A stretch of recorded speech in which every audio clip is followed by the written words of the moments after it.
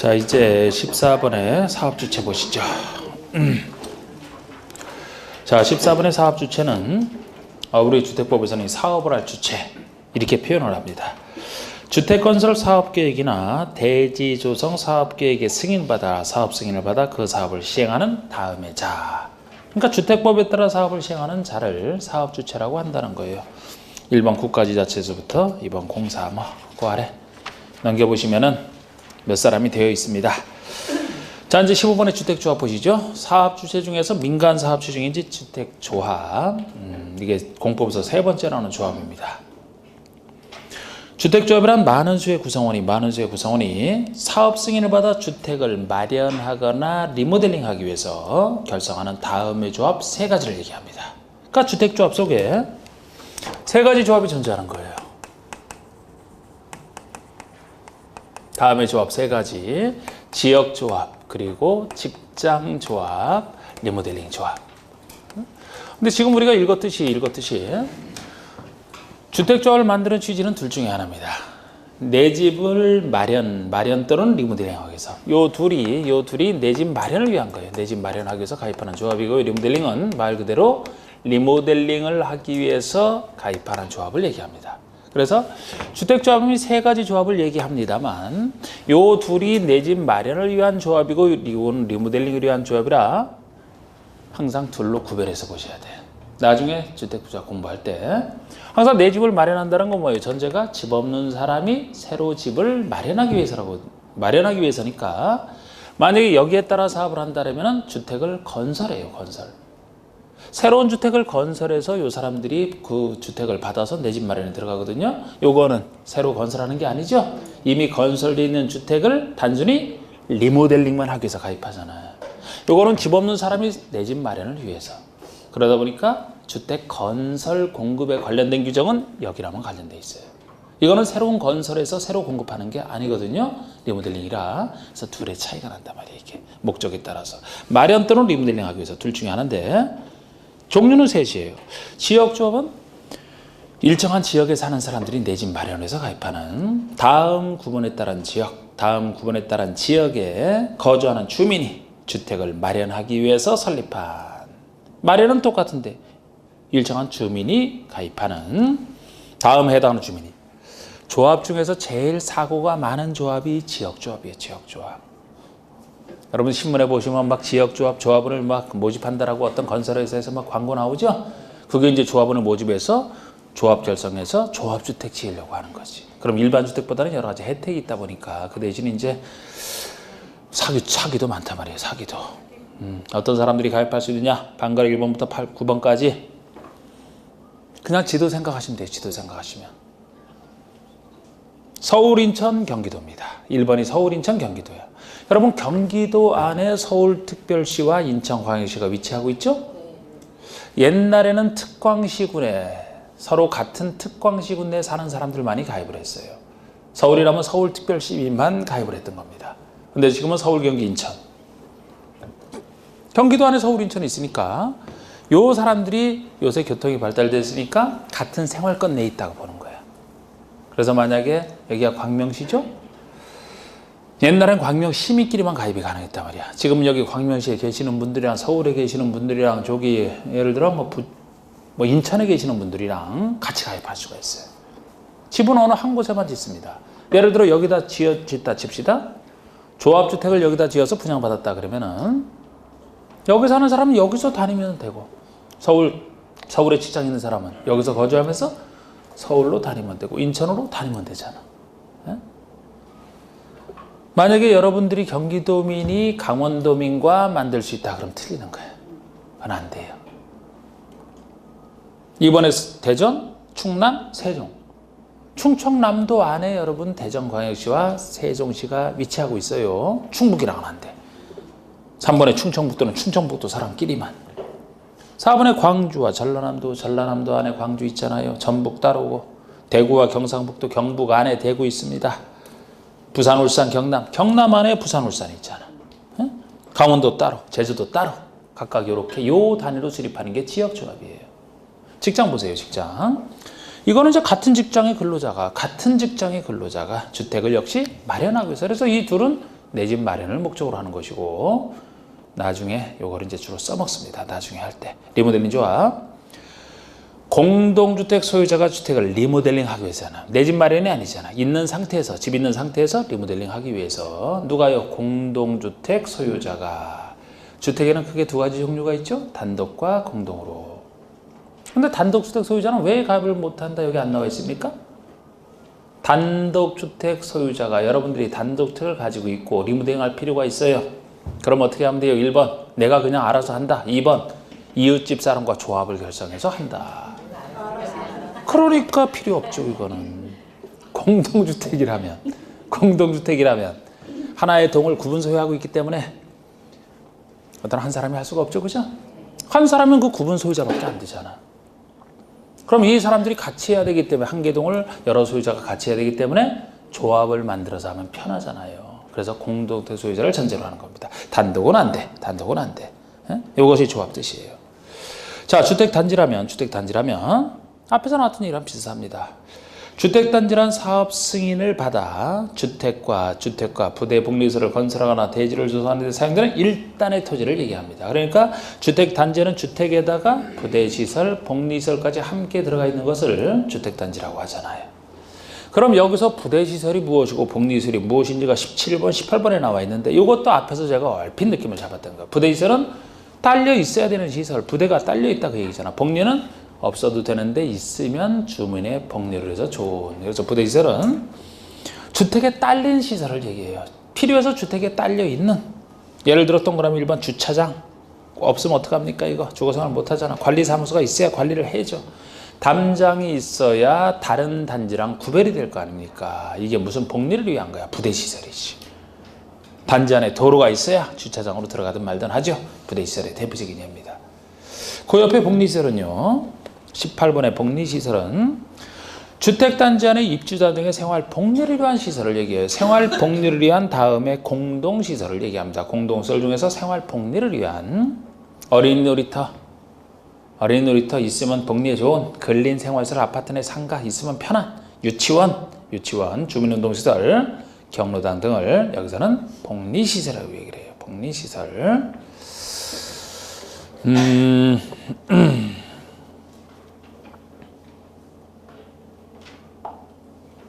그 다음에 19번에 기반시설. 자, 우리 기반이 되는 시설. 국회법상 배웠던 그 기반시설을 여기서 얘기합니다. 그리고 기간시설은 기반시설 할 때 기자와 간이 간부할 때 그 간자거든요. 이게 쉽게 얘기하면 그래서 도로와 상하수도, 전기, 가스, 통신, 지역 난방 시설 등을 얘기한다. 기반시설 중에서 좀 더 중요한 시설을 기간시설 이렇게 보시면 돼. 기반시설 중에서도. 그래서 우리가 주택법에서는 도로와 상하수도, 전기, 가스, 통신, 지역 난방 시설 요거를 따로 기간시설이라고 얘기를 하고, 간선은 21번에 간선, 용어가 이렇게 많아요. 간선시설은 간선, 아까 기간시설을 배웠는데 기간시설과 기간시설을 연결시키는 선을 간선시설이라고 해요. 간선시설. 도로, 상하수도, 전기, 가스, 통신, 지역 난방시설 등 주택 단지 안의 기간시설을 단지 밖에 있는 같은 종류의 기간시설에 연결시키는 시설을. 그러니까 지금 여기 도로가 있고, 도로는 기반시설 중에서도 기간시설이라고 주택법에서는 한다 했잖아요. 단지 안에 도로가 있습니다. 단지 안에 도로가 있어요. 그럼 이쪽 기간시설과 이쪽 기간시설을 서로 연결시키는 도로가 있어야 다닐 수가 있죠. 그죠? 이걸 간선이라고 해요. 기간과 기간을 연결시키는 선이다. 간선시설이라고 얘기를 합니다. 이렇게 연결시키는 선을 간선이라고 하는데 다만에서 뭐 가스, 통신, 지역 난방시설의 경우는 단지 안의 것을 포함한다. 하여튼 그래서 막 참 이런저런 얘기들이 막 나와 이렇게. 어느 시각에서 보냐에 따라 막 달라져요. 사실 아까 복리시설에서 유치원도 들어갔는데 유치원 같은 경우는 또 우리 정비법에서는 안 들어갔었잖아. 그죠? 그리고 뭐 도로 같은 경우도 아까 부대시설이 들어가기도 하면서 또 간선시설에서는 또 연결시키는 기간시설에도 또 따로 들어가 있고 이렇게 약간씩 해서 달라져. 22번에 공구라면 공사하는 구역이 공구예요. 공사하는 구역이 공구야. 그럼 보통 이제 단지를 한꺼번에 건설한다면 보통 한꺼번에 건설하는 게 맞죠. 보통 한꺼번에 건설하는 게 맞는데 이 단지가 너무 커서 한꺼번에 공사하기 힘들다면 최소 이 하나의 단지를 최소 둘 이상으로 나눠서 여기부터 하고 요거는 좀 달리하고 이 각각의 공사하는 구역을 공구라고 하는 거예요. 여러분 공구라는 얘기는 여기서 이렇게 하기 전에는 보통 사회적으로는 이제 공동구매를 주로 얘기하죠. 자, 여기서는 공사하는 구역이야, 공사하는 구역. 하나의 주택단지에서 둘 이상으로 구분되는 일단의 구역으로서 착공신고와 사용검사를 별도로 수행할 수 있는 구역을 말한다.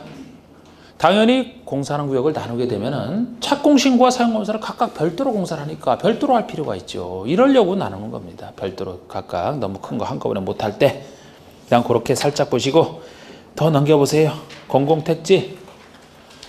자, 우리 택지라면은 공동주택 건설 용지를 택지라고 하는데 그 앞에 공공이 붙어 있어요. 공공사업으로 조성된 택지를 얘기합니다. 공공사업으로 조성된 공동주택 건설 용지를 공공택지라고 해요. 다음에 공공사업. 그래서 박스에 쭉 있어요. 그냥 쭉 있어요. 24번 리모델링 보세요. 24번 리모델링. 자, 이렇게 리모델링 개념은 건축법에도 나오고 주택법에도 나온다 그랬습니다. 지금은 약간 차이가 생긴다 그랬어요. 24번의 리모델링. 건축의 노후화를 억제하거나 기능 향상 등을 위해서 이건 똑같아. 건축법이랑 똑같은데 다음에 어느 하나에 해당하는 행위를 말한다 그래서 동그라미 1번이 대수선, 동그라미 2번, 3번이 일부 증축을 얘기하는 겁니다. 그래서 대수선 또는 일부 증축 외에요. 제가 건축법에서는 대수선 또는 일부 증축 외에 일부 개축까지 들어간다라고 했거든요. 건축법에서는 개정이 돼서. 근데 주택법에서는 여전히 일부 개축은 안 들어가.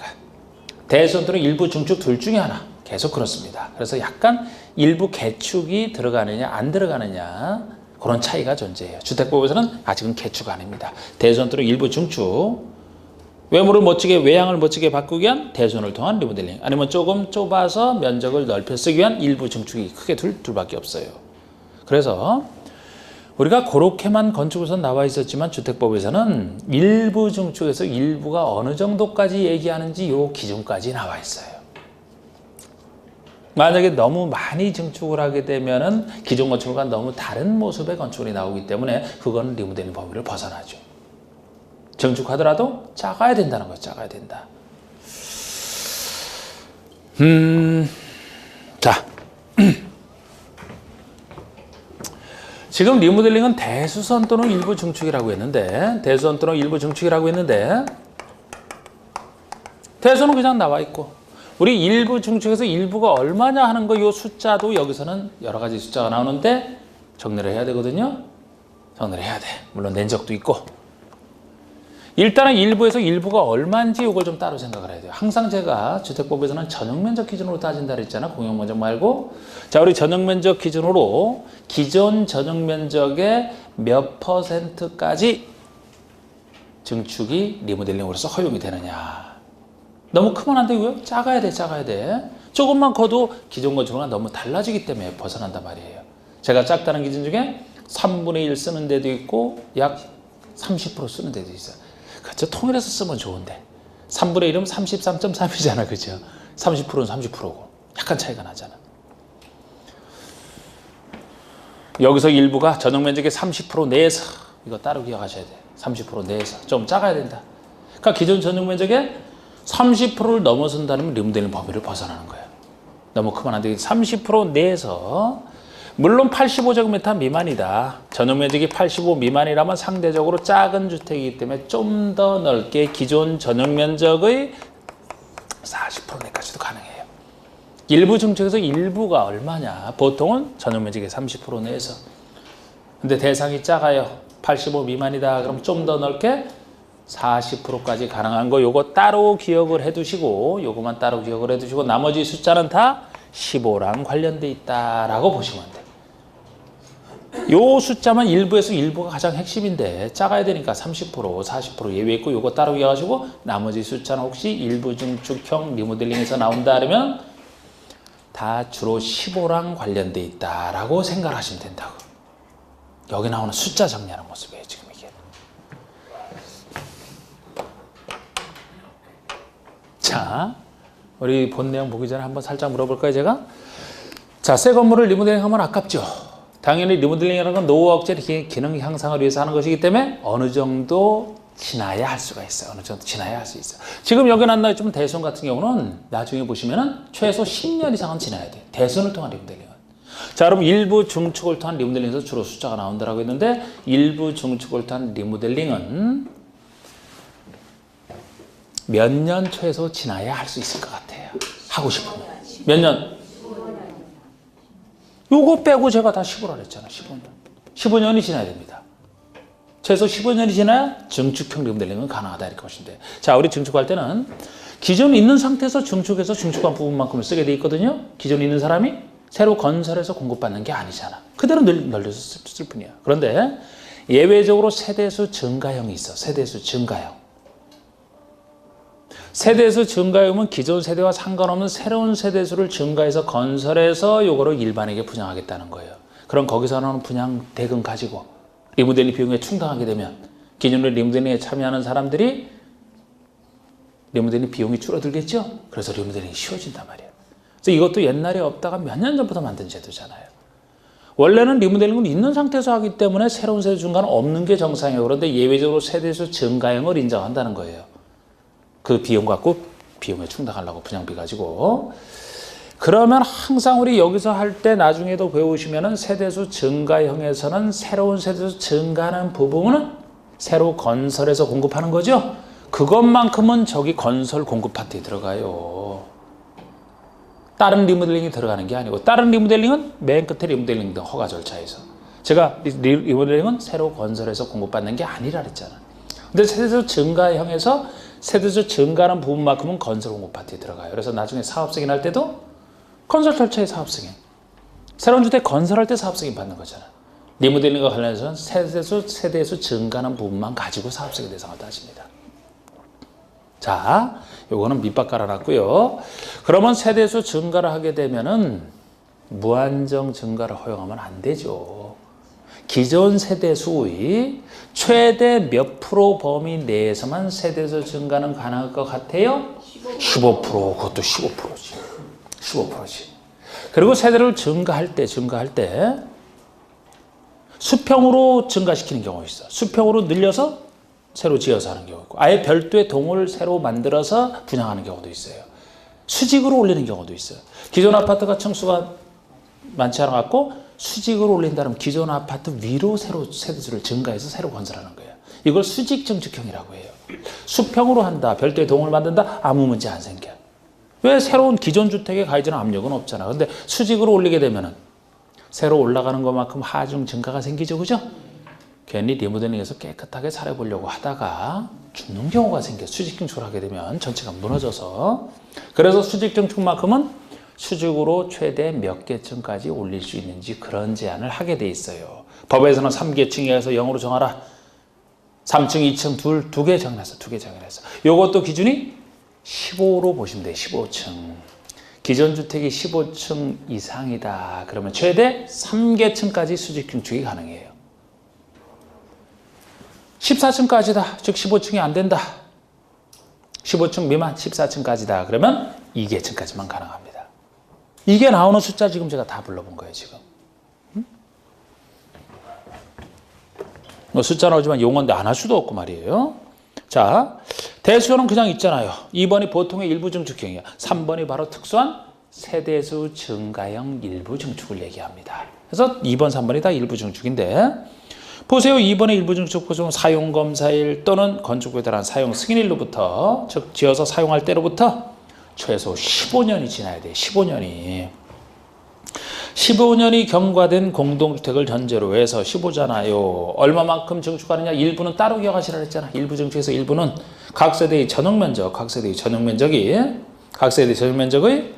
30% 이내에서 조금 작은 기준이 30% 가로수의 세대 주거 재정 면적이 85 미만이다. 그러면 40% 이내에서 증축. 이거는 증축할 때 일부 증축의 한도를 얘기하죠. 이 경우 공동주택의 기능 향상을 위해서 공용 부분에 대해서는 별도로 증축할 수 있다. 지금 30% 40% 따지는 게 전용 부분만 갖고 따지는 거예요. 공용 부분은 별도로 가능하다.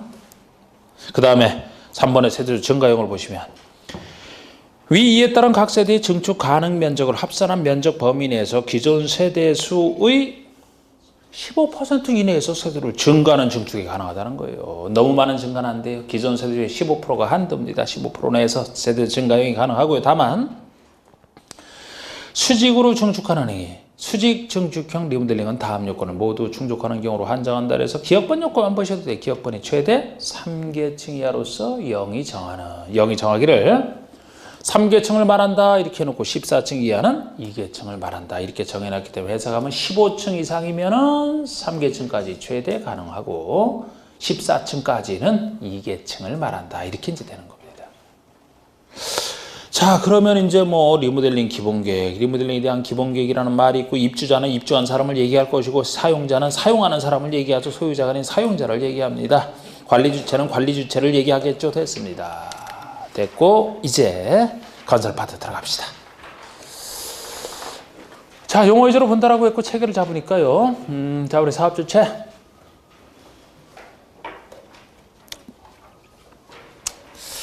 등록, 비등록, 단독, 공동, 주택조합을 얘기하는 건데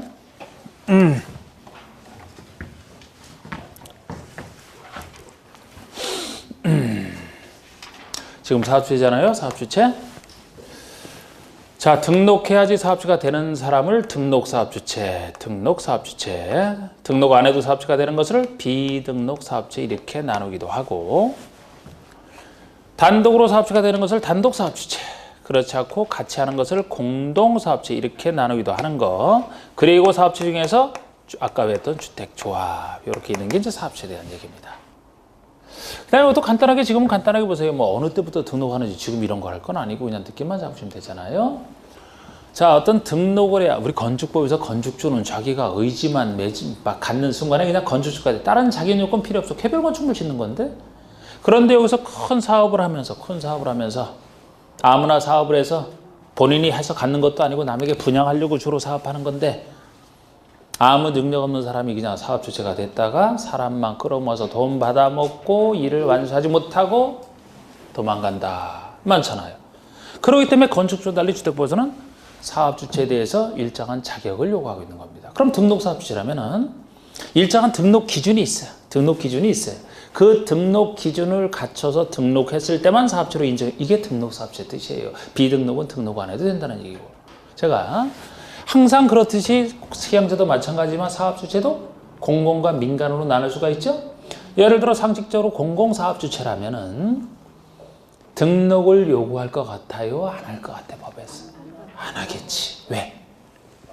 믿어주니까. 공공은 항상 믿어주니까. 민간을 못 믿는 거예요. 민간을 못 믿기 때문에 주로 누가 사업주체가 되기 위해서는 등록을 해야만 된다? 민간 사업주체가. 여러분들이 아파트를 한꺼번에 저렇게 대규모 지어서 한번 사업을 해보겠다. 등록 기준 갖춰 등록을 해야만 됩니다. 등록 안 하면 인정 안 해줘. 이게 등록 사업주체예요.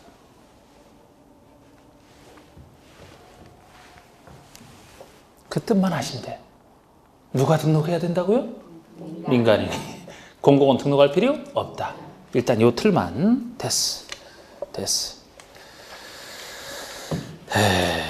그 다음에 등록과 비등록하고 374쪽의 공동사업주체. 주로 민간인들이 이제 등록사업자랑 같이 하는 걸 얘기합니다. 지금에서 별거 볼 거 없어요. 자, 주택조합 봅시다. 주택조합. 375쪽의 주택조합이다.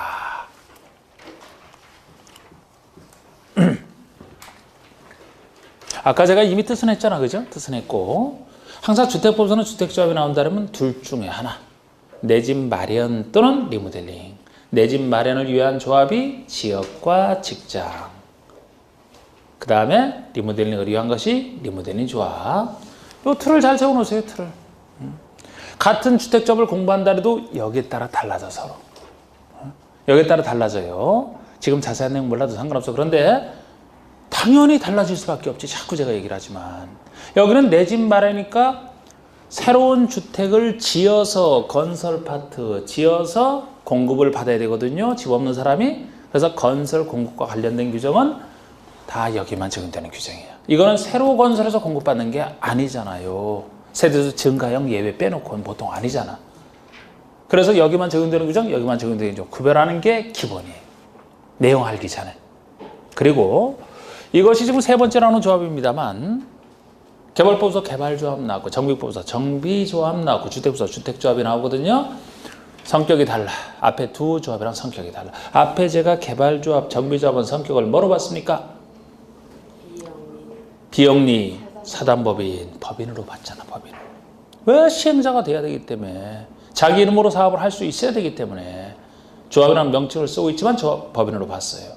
법인이라고 보는 순간 법인이라는 것은 행정청의 설립 인가를 받아 성립되는 게 아니다. 설립 인가를 받고 나서 설립 등기를 해야 성립한다라는 표현을 썼던 거 아닙니까? 주택조합은 법인 아니에요.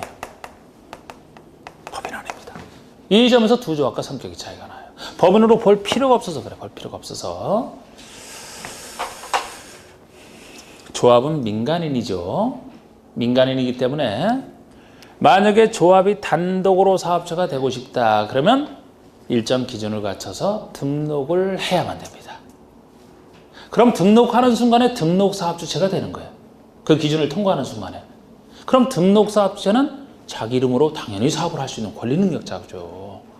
그런데 만약에 이 사람이 등록 안 해도 되는 때가 있어. 아직 그거는 제가 안 배웠지만 주택조합이 민간 전문가인 등록사업자랑 공동으로 한다. 공동으로 사업을 하게 되면 그때는 따로 등록할 필요 없어요. 왜? 이미 등록한 등록사업자가 사업을 하면 되기 때문에. 그럼 결국 조합이라는 것은 혼자 해야 된다면 등록을 해야 된다 그랬죠? 그럼 등록사업체로 사업을 하기 때문에 조합에 대해서 권리성을 인정할 필요가 없어요. 만약에 공동으로 한다면 등록은 안 해도 되는데 그 대신 등록사업자가 사업을 하기 때문에 그때는 등록사업자 이름으로 하면 되거든요. 결국 어떤 경우에도 이 조합은 앞에 두 조합과 달리 법인성을 인정할 필요가 없다고 보는 거예요. 이 사람이 등록을 하든지 아니면 등록 안 할 때는 등록사업체가 맡기기 때문에 한참 얘기했지만 그래서 법인으로 안 봐요. 법인으로 안 본다는 얘기는 법인이 아니니까 조합은 언제 성립하느냐? 설립 인가 받으면 성립하는 겁니다. 설립 인가 받으면 성립해요. 설립 인가 받으면. 등기는 나올 수가 없지. 법인이 아니기 때문에. 행정청에 설립 인가 받으면 돼. 그러니까 앞에서 개발조합, 정비조합은 설립 인가 받으면 성립한다면 틀렸거든요. 법인이기 때문에. 근데 여기는 설립 인가 받으면 성립을 해. 법인이 아니기 때문에 가능한 거예요. 이렇게 조합마다 달라요. 이 기본틀을 잡으셔야 돼요. 단 예외적으로 간단한 조합은 설립 신고만으로 가능한 조합이 있습니다. 이렇게 설립 인가가 원칙인데 가벼운 신고 있다. 이렇게 구별되는 거예요. 조합은. 주택조합은. 법인이 아니기 때문에. 보통의 여기 지역조합이 됐든 직장조합이 됐든 리모델링 조합이 됐든 원칙적으로 새 주택조합은 다 설립 인가를 받아야 성립하는 겁니다. 그런데 직장조합 중에서 예외적으로 신고 대상이 따로 존재하는 거예요. 국민주택을 공급받기 위한 직장조합 간단하게 써서 이왕 이렇게 쓸 거면 뭐 다 써도 되겠네. 공급받기 위한. 이 말이 들어갔을 때만 직장조합 중에서 신고 대상이 존재하는 거예요. 오늘은 뭐 이 정도 틀에서만. 그러니까 여러분 지역이나 리모델링이라면 항상 설립인가밖에 없어요. 법인이 아니고 설립인가로 성립하면 되는데 직장에 두 가지가 존재하는 거예요. 다른 얘기 없으면 설립인가로. 요 얘기가 들어가면은 설립신고로. 자, 제가 같은 직장에 다니는 근로자가 내 집 마련해서 만든 조합이 직장이라고 했는데 이것은 과거에 주택 받기 어렵던 시절에 요새도 뭐 투기랑 관련해서 어려운 서울 같은 데는 어렵지만 주택 받기 어렵던 시절에 공공사업 할 때 요거 근로자들 꼬시려고 만든 제도야. 꼬시려고. 자, 강원도 오지 같은 오지에서 공공사업을 한다 생각을 해봐요. 공공사업 하는 것이니까 직장과 관련돼 있다고. 지역 내 집 마련 이런 거 아니죠. 그래서 오지에서 공공사업을 한다. 오지니까 사람들이 안 오려고 해. 안 오려고 하니까 유인책으로서 당신들 집 없는 사람들, 공급받기 어려운 사람들 여기 와서 이 직장에 와서 공공사업 팔아. 그래서 조합만 만들어 놓으면은 한 6개월 정도만 일하면 당신들이 열심히 일하는 대신에 국가가 국민주택을 지어서 당신에게 일정 부분을 단체 공급해 주겠다. 그거 위해서 와라. 그래서 직장조합 중에서 국민주택을 공급받기 위한 얘기가 들어간다니까요. 보통 직장조합은 내 집 마련이니까 지역과 마찬가지로 새로 자기가 주체가 돼서 주택을 지어서 공급받는 걸 얘기하거든. 그런데 여기 직장조합에 가입하게 되면 자기가 짓는 게 아니고 국가가 지은 국민주택을 단순히 공급받기 위해서만 가입하잖아요. 민영주택 아니고 건설 주체 아니에요. 국민주택을 공급받기 위한 직장조합. 요 얘기가 들어갔을 때만 자기가 건설 주체가 아니고 공급만 받는다니까. 그래서 간단한 신고로 충분하다라는 겁니다. 이게 주택조합 만들 때 기본 틀이에요. 법인이 아니기 때문에 이렇게 유지가 되는. 제가 앞에 조합에서는 제가 조합원이 누가 되는지도 대충 얘기를 했거든요. 그죠?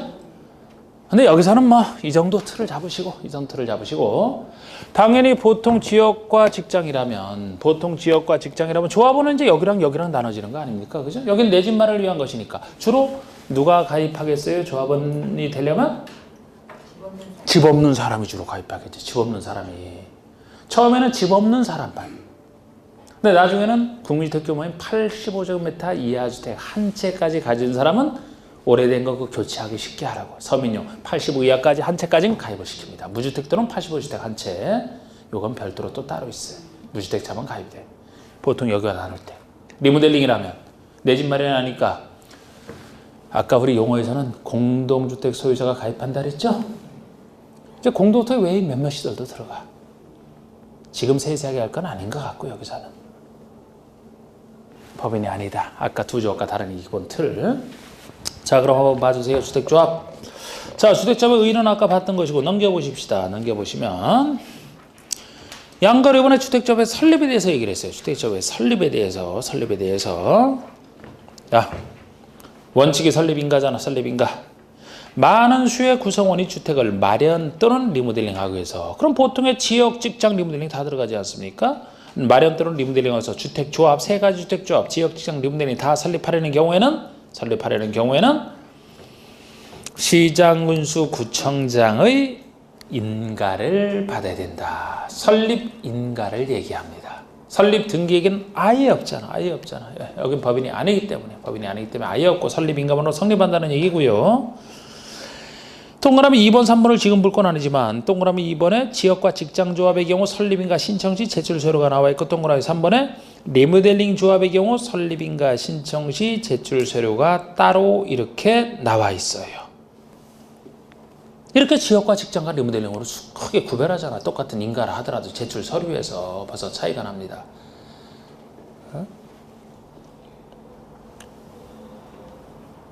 그런데 그 옆에 페이지 보시면 설립 신고가 나오잖아. 설립 신고가 옆에 페이지에 설립 신고. 자, 옆에 페이지 설립 신고를 보시면 동그라미 1번에 국민주택을 공급받기 위해서 직장조합을 설립하려는 자는 시장어수구청장에게 신고하라. 이게 신고 대상을 얘기하고 있어요. 국민주택을 본인이 건설하는 게 아니고 공급받기 위한. 조합 중에서도 직장만 이렇게 해당이 되죠. 오지에 공공사업하는 직장이라 그랬잖아. 요 말 들어갔을 때만 신고가 됩니다. 건설 주체가 안에서 간단한 신고로 충분하게 하고 있어요. 그냥 신고만 하고 공사하면 나옵니다. 나중에. 이런 얘기가 빠져 있으면 설립 신고로, 설립 인가로. 그래서 직장만 둘러봐야 돼요. 설립 인가 대상이냐 신고 대상이냐. 응? 자, 요렇게. 요거 한번 여기서 한번 물어볼까요? 지금 우리가 본 내용까지 들어갈 건 아닌데 예를 들어 대지에 대한 주택 건설을 위한 대지에 대한 사용 승낙서가 제출 서류에 들어가거든요. 예를 들어 뭐 대지에 대한 80% 이상의 사용 승낙서라는 서류는 지역과 직장 조합 만들 때 설립인가 신청시 제출 서류에 속할까요? 리모델링 할 때 제출 서류에 속할까요? 둘 다 속할까? 왜 지역과 직장이면 속한다고 생각을 했어요?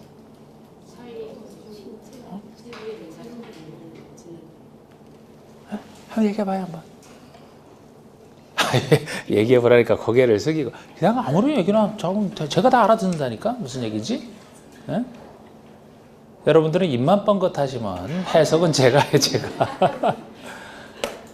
왜 지역과 직장은 그게 필요할까요? 집 마련이니까. 그럼 마련하려면 새로 주택을 지어야 되고 짓기 위해서는 지을 땅을 확보해야 되니까요.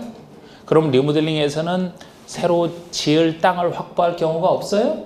세대수 증가를 하게 되면 새로운 주택 건설인데 세대수 증가할 때도 그런 땅은 필요 없나요? 세대수 증가할 때도? 필요 없어. 거기서도. 기존 있는 상태에서 수직으로 올리든 수평으로 올리든 별도의 동을 만들어도 기존 단지 내에서 올리거든. 그래서 리모델링에서는 새로 건설하는 부분이 예외적으로 있긴 있어요. 세대수 증가형이 새로 건설하는 부분이지만 그거 감안해도 새로운 땅은 필요가 없어요. 이게 내 집 마련을 위한 것인가? 새로운 땅을 필요로 하죠. 새로운 땅을 필요로 하니까 그거를 직접 취득해서 하든 남에게 빌려서 하든 최소한의 토지에 대한 사용 승낙서는 여기서는 아예 필요가 없고 여기서 필요한 것이. 이걸 구별하는 문제도 한 2번 나왔었다고. 2번. 여러분들이 요 둘의 요 차이점을 앞으로 이제 해야 되는데 요거를 제대로 이해하고 있는지를 없는지를 한번 제가 넘어가기 전에 한번 해본 거예요. 그냥. 응? 잘하시네 그럼. 그럼 돼. 예. 이래서 차이가 난다는 거. 하여튼 본 내용 붙이는 것보다 이 체계를 잡는 게 더 중요하다니까 처음에. 응? 그럼 실제 그렇게 나와서 맞췄네 벌써? 이게 그런데 쉬운 문제는 아니에요. 이게 왜 제출 서류에 들어가는 것이라. 자, 됐어 그러면 됐고. 그 다음에 양가로 5번 조합원 자격이 나오는데요. 양가로 5번에 조합원 자격이 나오는데 이게 반가로 1번의 지역과 반가로 1번의 직장이 서로 비슷해요. 내 집 마련을 위한 것이라. 집 없는 사람 또는 85의 주택 한 채에 예를 들어서 반가로 3번에 리모델링은 별도로 따로 나와 있고 주택 있는 자들 중에서 주택이냐 누구 소유자냐 이런 사람들을 얘기하는 겁니다. 이게 단독은 없겠지만 지금 자세히 볼 건 아니라고 했어요. 제가 워낙 그 앞에 용어가 많아서. 자, 이제 넘겨보시고 조합 파트 넘겨보시면 이제 절차 파트 갑니다. 절차 파트 가시면 385쪽부터 나오는 게 요거. 요 절차 사업적인 파트예요. 사업적인 파트. 응? 이렇게 큰 사업을 하니까 주택건설 사업과 대지동 사업을 하니까 사업계획을 사업주체가 나는 어떻게 사업을 하겠다. 사업계획을 작성해서 승인받아라. 이런 말을 쓰는 겁니다. 그럼 여기서도 여러분들이 우리 건축법에서 했듯이 흐름을 딱 잡으시면 돼요. 흐름을. 지금 다른 거 하는 게 아니고. 자, 그럼 흐름을 또 즐겁게 잡아봅시다. 자, 여기로.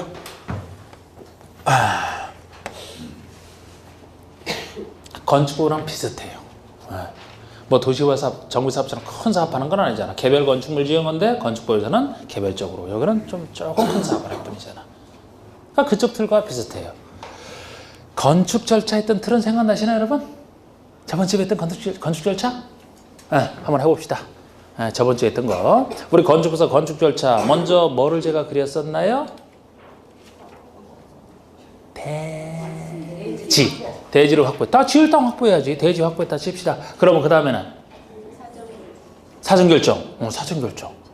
그 다음에는 건축허가나 건축신고. 원칙 건축허가. 가벼운 게 건축신고. 그런데 사전결정이라면 이제 건축허가를 신청하기 전에 받는 것이라 굳이 사전결정을 쓴다라면 대지 확보하고 나서 사전결정이 건축허가 전에 나오겠죠. 그래서 사전결정 또는 그 다음에 건축허가나 건축신고를 통해서 건축활성 권리를 취득했어요. 그럼 건축활성 권리를 취득했다라면 건축할 수 있으니까 공사를 한다 그랬죠? 공사하기 전에 착공신고를 하고 들어갑니다. 착공신고를 하고 들어가서 시공감리를 통해서 완성이 됐다. 그러면 사용 승인 받고 쓴다. 비슷하겠네. 그러면 뭐부터 쓸까요? 여기는 아까랑 비슷하다니까. 힌트가 뭐를 보세요. 왜 이거 쓰기 싫어요? 대지 써야지. 자, 사전결정은 이제 그쪽에서만 건축허가 신청하기 전에 나오는 절차예요. 여기선 간단하게 사전결정으로 되는 건 아니에요. 쓸 필요 없어. 대지 다음에 그러면 건축허가성 권리 취득이 나와야 되겠네요. 뭐가? 뭐가?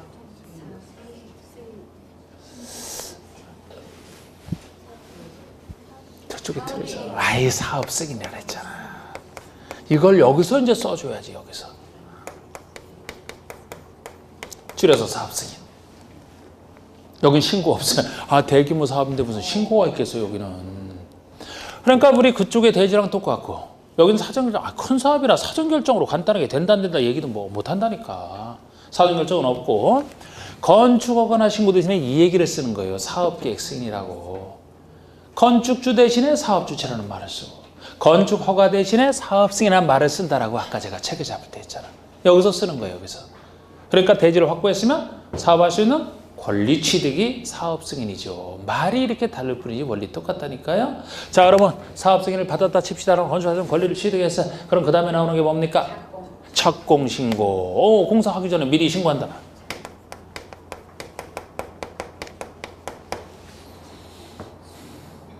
착공? 착수? 같은 얘기예요.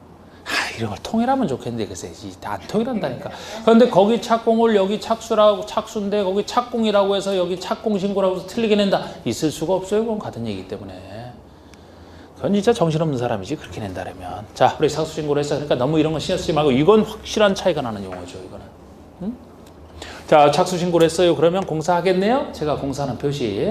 공사할 때는 역시 시공자가 열심히 땀 뻘뻘 흘리면서 시공을 하고 그 다음에 감리할 자라면 감리를 훌륭히 해서 건물이 완성이 됐다 그러면 쓰기 전에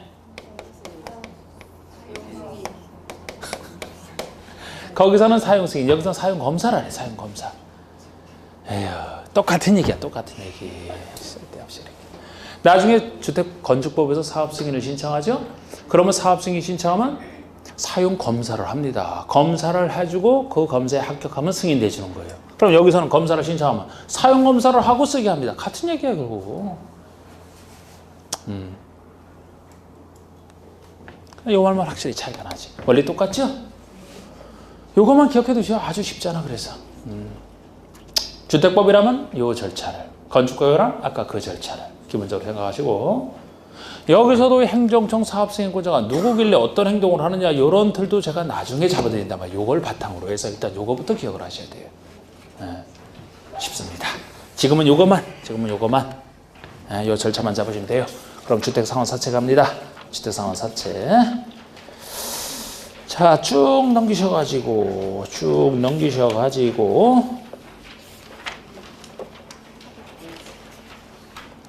400쪽에 주택상환사채가 나옵니다. 400쪽에. 자, 지금 이제 요거잖아요. 주택상환사채 여기까지 왔거든요. 그러면 여러분 주택상환사채는 자, 제가 요건 제가 한자도 써놨잖아요. 회사채라고. 회사사자의 채권, 회사채를 얘기하는 건데 사채인데, 사채는 사채인데 어떤 사채냐? 이름 보니까 무엇으로 상환을 한다. 주택으로 상환하는 사채예요. 그럼 이 사채를 취득한 사람이 있다. 그러면 사채는 취득할 때 이제 돈 주고 취득하겠죠, 그죠? 돈 주고 취득했을 때 나중에 이 사람은 뭐를 받는 거예요? 주택으로 상환받는 거예요. 자기가 돈 주고 사채를 샀다 그러면 나중에 주택으로 상환받는 거예요. 그럼 주택 하나 값에 해당하는 큰 채권이 됩니다. 요거랑 비슷한 채권은 앞에서 살짝 했어요. 우리 공부에 나오는 5가지 채권이 있는데 그 채권 중에서 요거랑 비슷한 채권이 어디 있었나? 어디? 환지에서 나왔다? 아닙니다. 환지에서는 채권 안 나와요. 수용 사용 방식에서 나오는 채권이 있어요. 거기서 토지 상환 채권? 와, 그걸 어떻게 입문 단계만 하고 기억을 하셔? 응? 공부 너무 열심히 하시는 거 아니에요? 적당히 해, 적당히. 그게 토지 상환 채권 있잖아. 토지 상환 채권. 수용 사용 방식에서 보상금이 너무 많이 들어가다 보니까 시행자를 도와주기 위해서 원래 현금으로 다 내야 되는데 비용 압박을 덜어주기 위해서 현금 대신에 채권을 발행해주고 그 채권 산 사람에게 나중에 토지 또는 건축물로 갚아주는, 이게 토지 상환 채권이었잖아요. 거기는 토지 하나 값, 토지 한 필지 값, 건축물 한 동 값이 돼요. 그럼 여기는 수많은 주택 중에서도, 건축물 중에서도 주택 하나 값에 해당하는 채권이죠. 비슷한 채권이야. 제가 큰 채권은 이 큰 채권을 발행했다가 민간인이 발행했다가 책임 못 질까 봐 민간인은 차별받는다. 민간인은 보증을 받아야만 발행할 수 있다. 이런 얘기들. 김영식 얘기는 왜 했는지 안 했는지 모르겠네. 김영식 증권의 얘기는 안 했죠? 그거 전 할 필요가 없어. 안 했던 것 같아. 몇몇 가지가 채권인데 이 큰 채권의 공통점인데 일단 여기서는 그 공통점 중에 하나 역시 그 똑같아요. 요 채권 발행했다가 민간인이 나중에 요거 책임 못 져주면 어떡합니까? 나중에 주택을 지어서 잘 갚아줘야 되는데 사고 나면 어떻게? 그래서 민간인이 발행할 때는 사업체에서 민간 사업주체는 보증을 받아야만 발행할 수 있다. 이런 것은 큰 채권의 공통점에 들어가는 거예요. 다른 공통점도 있어요. 나중에 제가 말씀드리고 일단 그거고 주택 하나 값에 해당하는 채권이니까 이것이 민영주택 재원입니다. 이게 민영주택의 재원이에요. 아까 국민주택이 아닌 걸 다 민영주택이라고 한다 그랬잖아요. 옛날에는 주택법 시절에 이 작은 파트에서 두 가지가 있어요. 국민주택의 재원이 되는 국민주택 채권과 민영주택의 재원이 되는 주택상환세 둘을 다루고 있었는데 국민주택 채권이 주택도시기금법이 새로 생겨나면서 그쪽으로 간 거예요. 그래서 국민주택 채권을 많이 사게 되면 이제 주택도시기금의 그 재원이 되거든요. 그쪽으로 가서 시험범위에서는 없어진 거예요. 요거만 남아있어요. 민영주택의 재원으로서. 그럼 민영주택 지을 사람이 돈이 부족할 때 부족한 것만큼 이 채권을 발행해서 필요한 돈을 끌어다 쓰고 이 채권 산 사람에게 그 돈 갖고 주택을 지어서 갚아주는 그게 주택상환사채거든요. 그래서 일단 이 파트에서는 누가 이것도 지금 하긴 뭐하네. 사업주체도 제가 등록 비등록이 느낌만 잡게 해드렸으니까 그래도 할까?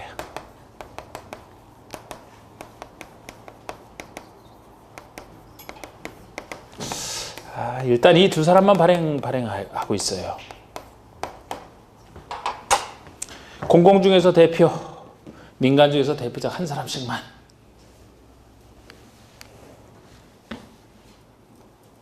수많은 공공사업체는 사실 국민주택도 지을 수 있고 민영주택 지을 수도 있어요. 근데 사실상 공공 중에서는 민영주택은 요 사람만 사실상 짓고 있어요. 국가나 지자체 행정청이 돈 있는 사람을 위해서 민영주택을 짓는다. 못 봤죠? 못 봤죠? 못 봤을 거야 아마. 지방마다 있는 지방공사도 주로 서민용 주택 지을 때 씁니다. 요것만 사실상 민영주택을 지어요. 요게 아까 민영주택 요게 짓는 게 뭐라 그랬어요? LH 아파트 80으로 초과하는 많이 봤죠? 그래서 사실상 민영주택을 이 사람이 많이 짓기 때문에 이 사람이 발행권을 인정하면 충분하다라고 보시면 돼. 민간인 중에서는 등록사업자만 발행권을 주면 충분해. 아까 다른 민간인들은 여기 정확하게 제가 안 가르쳐드렸지만 아까 우리 주택 조합할 때도 조합이 단독으로 민간인이 원래 단독으로 합치면 등록을 해야 됩니다. 그러면 등록사업자로서 발행권을 행사하면 돼요. 민간인이 단독으로 한다면. 만약에 민간인인데 등록 안 해도 되는 경우가 예외적으로 비등록의 경우가 예외적으로 있어요. 그 경우라면은 그 민간인이 이미 검증을 받은 등록사업자랑 공동으로 할 때는 등록사업자에게 일을 맡기면 되기 때문에 그 민간인은 따로 등록할 필요 없어요. 이 얘기를 아까 여기서 살짝 해드렸으면 여기서 좀 더 편한데 여기서 안 했더니만 결국 여기서 할 얘기가 생기네. 그러면 민간 입장은 단독으로 할 때는 등록사업자로, 만약에 등록사업자랑 공동으로 할 때는 등록을 안 해도 되기 때문에 그때는 등록사업자에게 일을 맡기니까 그때는 이 사람이 등록사업자로서 발행을 하면 돼요. 그럼 민간에는 단독으로 하든 공동으로 하든 결국 누구에게만? 등록사업자에게만 발행권을 주면 충분하거든요. 두 사람만 발행해. 근데 두 사람이 발행한다는 걸 아셔야 돼요. 예를 들어 주택조합이 발행한다? 틀립니다. 그렇게 틀린 적이 있고. 이 사람 중에서 누가 민간인이에요? 보증을 받아야만 발행을 할 수 있다. 민간시에 대한 차별, 큰 채권의 공통점. 일단 이 정도만 얘기를 합니다. 그러면 양가리 1번에 반가리 1번 보시면 누구랑? 한국토지주택공사와 등록사업자 두 사람만, 다른 사람 발행권이 없어요. 공공과 민간 중에서 대표자 한 사람씩. 이런 사람들은 영이 정하는 바에 따라 주택으로 상환하는 사채, 주택상환사채를 발행할 수 있다. 이 경우 등록사업자는, 둘 중에 등록사업자, 민간인인 등록사업자는 영이 정하는 다음 기준에 맞아야 되고 다음 규정에 맞아야 되고 금융기관 등의 보증을 받은 경우에만 주택상환사채를 발행할 수 있다. 보증을 받은 경우에만 발행할 수 있다. 이 정도로 말씀드렸습니다. 이게 주택상환사채 얘기예요. 됐습니다. 넘기시고 이제 공급 파트 한번 들어가 볼까요? 공급 파트. 자, 우리 총설 파트에서 공급 파트 나옵니다. 지금 이거 할 건 아니고 주로 공급에 대한 규칙 얘기도 나와 있습니다만 여러분들이 이제 뭐 분양권 받을 때 뭐 1순위, 2순위, 3순위 따지고 하는 게 다 이 공급 규칙 얘기예요. 규칙 얘기. 그래서 자세히 보려면 이제 규칙 얘기를 보시면 되는데 요새 상당히 복잡해져 있으니까 하도 이 공급하는 방법이 나눠져 있어가지고 시험과는 거의 관련이 없습니다. 그거는. 자, 408쪽에 이제 하나하나 나오는 거, 요 주로 네 가지 얘기를 하잖아요. 네 가지 얘기하는 거. 역시 뜻 위주로 해서 살펴보시면 돼요. 이게 어떤 것이다 라는 게. 보통 여러분 분양가 상한제라면은, 우리 분양가라면은 말 그대로 분양할 때 그 가격을 얘기하거든요. 크게 분양가는 어떻게 형성되는 겁니까? 우리가 주택을 지으려면은 대지를 확보를 해서 거기다 건물을 지어서 분양하죠. 그럼 보통 분양한다면은 뭐를 분양하는 거예요? 건물 부분도 분양하고 대지도 땅도 분양하죠. 이게 보통 분양이잖아. 그럼 분양가는 어떻게 형성되는 거예요? 택지비에다가 건축비를 합친 금액이 된다고. 택지비와 건축비를 합친 금액이 분양가가 되는데 분양가는 보통 지어서 공급하는 사람이 정하는 거예요. 원칙상. 여러분들이 사업주가 여러분들이 정해서 공급하지 마치 물건을 생산하는 사람이 물건 가격을 정하듯이. 그런데 이렇게 사업주체, 그럼 사업주체가 정해야 된다는 얘기가 되는데 사업주체에 맡겨보니까 자꾸 올리더라는 거야. 계속 뭐 분양만 한다면 사람들이 몰리고 하니까 안 올릴 사람이 어디 있습니까? 인기가 많다는 얘기인데 값이 싸서 자꾸 살려고 하는 사람이 나오면 더 올리고 투기하는 사람들 몰리니까 자꾸 더 올리지. 올리고 큰일 나겠다 이러다가 사회 양극화 현상이 심해지면은 공산주의가 침투될 수 있어요. 그죠? 원래 공산주의는 그런 역사적 상황에서 나오는 거잖아. 이렇게 살 바에는 차라리 그냥 다 부수는 게 낫겠다 싶을 때 이제 아랫 사람들이 하는 게 그거잖아. 힘든 사람들이. 사회가 불안정해지는 걸 그래서 막아야 돼요. 그래서 있는 사람일수록 조금 좀 베푸는 걸 해야 돼, 베푸는 거를. 근데 우리나라가 그게 안 되다 보니까 자꾸 외국에 비해서 있는 사람이 자꾸 더 아끼고 자꾸 더 벌려고 하거든. 적당히 벌고 이제 자꾸 세금 아끼려 하지 말고 세금 많이 낼 생각으로.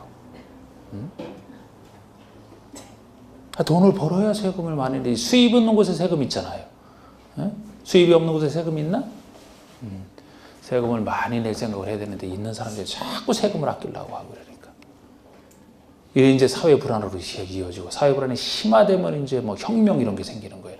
야, 이것도 이런 얘기 했다고 또 조사받는 거니까. 역사를 공부하면 그렇다니까. 역사를 공부하면.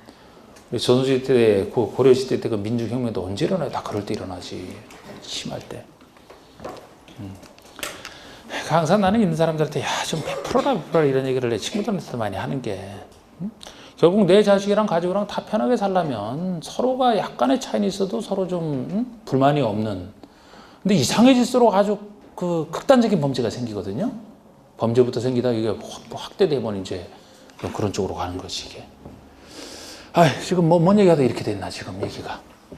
분양가 자꾸 올라가다 보니까 사회 불안으로 형성이 되거든. 그래서 서민들을 위해서 분양가를 낮춰야 되겠다. 항상 공익을 위해서 어떤 규제를 한다고 했잖아요. 그래서 원래는 분양가를 당연히 사업주체가 책정하는 게 원칙이지만 자꾸 너무 올라가니까 너희들이 정하지 말아라. 적당한 분양가를 법에서 정해줄 테니까 법에서 정해주는 분양가, 택지비 얼마, 건축비 얼마, 택지비 실제 들어간 게 얼마 들어가더라도 그거 다 받지 말아라. 건축비가 실제 얼마 들어가도록 누가 너무 그렇게 비싸게 지으랬냐. 기본형 건축비를 딱 정해서 거기다 일정한 이유만 더해서 법에서 산정해주는 분양가 넘겨서 분양하지 말아라. 분양가를 상한선으로. 이게 분양가 상한제예요. 그래서 원래는 없다가 나중에 주택 투기를 막기 위해서 분양가 상한제가 도입되고 나니까 민간 택지에서 분양하는 사람들이 제일 싫어했거든 이거를. 어차피 공공택지라면 공공사업으로 조성된 땅이라 너무 티나게 많이 받을 수는 없어요. 그리고 항상 공공이 하는 건 믿어주기 때문에 택지비 계산할 때도 실제 그 사업주체가 한 걸 그대로 다 인정을 해줘요. 주로 민간 사업주체에게 이런 제한을 가하기 위해서 나온 거예요, 이게. 그러니까 민간이 하도 싫어해서 뭐 대통령 선거하고 그럴 때마다 항상 이런 거 막 민원 넣었잖아요, 그죠? 그래서 나중에 바뀌어지게 되기를 처음에는 다 통제하다가, 처음에는 전혀 통제 안 하다가, 나중엔 다 통제하다가, 나중에는 민간 택지에서 짓는 것은 분양가 상한제 적용받지 않는 걸로 바뀐 거잖아. 요새 모습이. 그래서 지금 분양가 상한제는 일반에게 분양하는 공동택을 전제로 하는데 어디서 짓는 걸 전제로 하는 거예요? 공공택지에서 짓는 걸 전제로 하는 거예요. 공공택지가 아닌 민간택지에서 지어서 공급하는 것이라면 분양가 상한제 적용을 받지 않는다. 현재 모습에서는 안 받는다 이렇게 보시면 돼요. 그런데 받는 예외가 존재하는 거예요. 아예 풀어져 버리니까 민간택지라고 해서 아예 업계 사정을 받아들여서 풀어주고 나니까 또 거기가 또 투기랑 관련해서 또 막 그러더라는 거지. 그래서 원래 민간택지에서 일반에게 분양하는 것은 분양가 상한제 적용해서 배제를 해놨지만 없애버렸지만 거기서도 만약에 투기 우려가 잇따르면 예외적으로 적용받게 할 수는 있어요. 그런 땅이 분양가 상한제 적용 지역이야, 적용 지역.